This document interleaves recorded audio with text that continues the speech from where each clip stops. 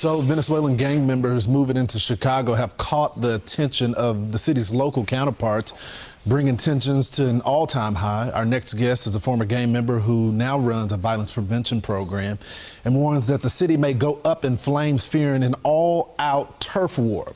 Tyrone Muhammad is the founder and CEO of Ex-Cons for Community and Social Change, and he's been kind enough to join us. Now, Tyrone, thanks so much for joining the program.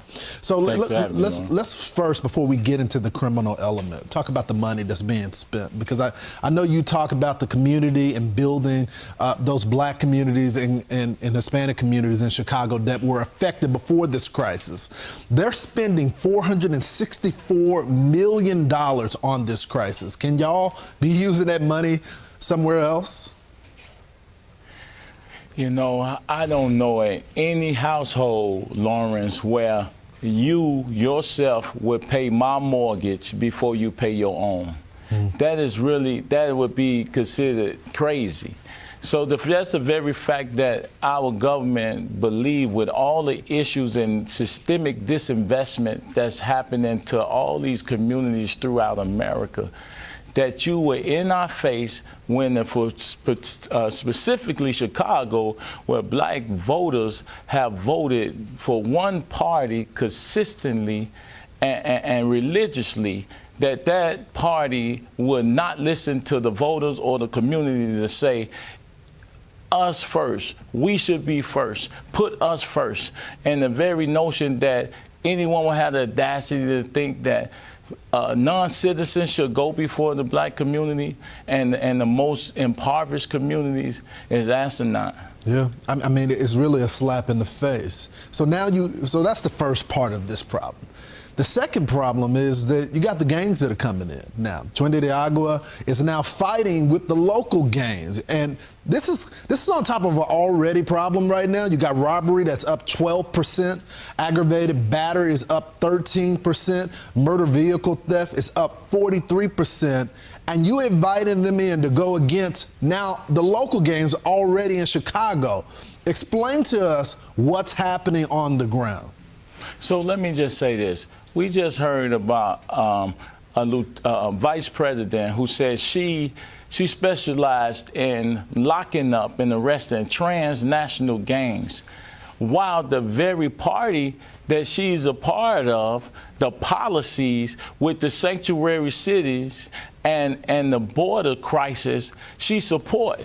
And now the influx of which is oxymoronic at the same time. Now we have to fight transnational gangs and the influx of these men who we don't know where they come, what crimes they committed, and the violence that they've been involved with thus far. With that being said, we're on the front line every day, making sure that our communities are safe.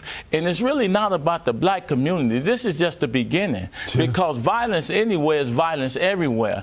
America should be afraid that this can happen in American cities, one of the biggest cities, one of the biggest tourist attracting cities in the country, that we can watch this happen all over the country and not be outraged. And this is the policies, sir. This is what I'm saying, Lawrence. It's the policies that has affected our community and has turned black people, black communities against the current administration. You know what, Tyrone, you hit it on the head. Just because they invited them into our communities to stay, took our resources in black America, that doesn't mean that the criminal element is not going to spread nationwide. And you've been on the front line of this. I look forward to having you back, Tyrone. Thank you so much. Hey folks, today we're diving into a major issue that's been brewing in Chicago. We're talking about the arrival of the Venezuelan gang, Tren de Aragua, and the impact it's having on local communities. Now, Tren de Aragua is a notorious prison gang from Venezuela, known for its involvement in serious criminal activities. Recently, reports have surfaced about their presence in several U.S. cities, including Chicago. Law enforcement and some experts are raising alarms about the potential for increased crime rates and the exploitation of vulnerable communities. But here's the kicker. The extent of Tren de Aragua's operations in Chicago is still up for debate. Some experts argue there's no solid evidence of significant gang activity. However, the arrival of this gang coincides with an influx of Venezuelan migrants to Chicago's South Side. This has led to rising tensions with local African American communities. Residents and community leaders are worried that heavily armed Venezuelan gangsters will exacerbate existing crime problems and spark violent turf wars with local gangs. This situation has ignited a heated debate about immigration policies, crime control, and resource allocation in the city. Adding to the complexity, some community members and activists accuse the government of diverting resources to support migrants at the expense of long-time residents. They argue this approach fuels resentment and creates a sense of neglect within the community. Former gang members and community leaders in Chicago are sounding the alarm. Tyrone Muhammad, a former gang member now involved in violence prevention, warns that the influx of heavily armed Venezuelan gangsters will lead to violent clashes with local gangs. He criticizes the government's inadequate support for addressing the root causes of crime and violence.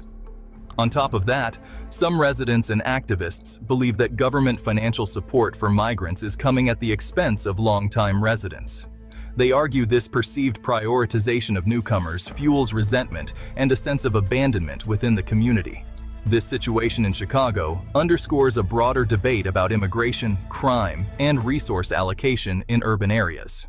Critics argue that current immigration policies are contributing to crime and instability. Meanwhile, others emphasize the need for comprehensive solutions that address the root causes of violence and inequality. So, what's next for Chicago? Community leaders and residents are calling for increased support, resources, and effective strategies to tackle these challenges.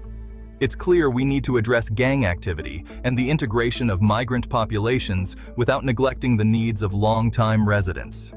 Thanks for watching, folks. Don't forget to like, subscribe, and comment below with your thoughts on this issue. Stay tuned for more deep dives into today's pressing topics.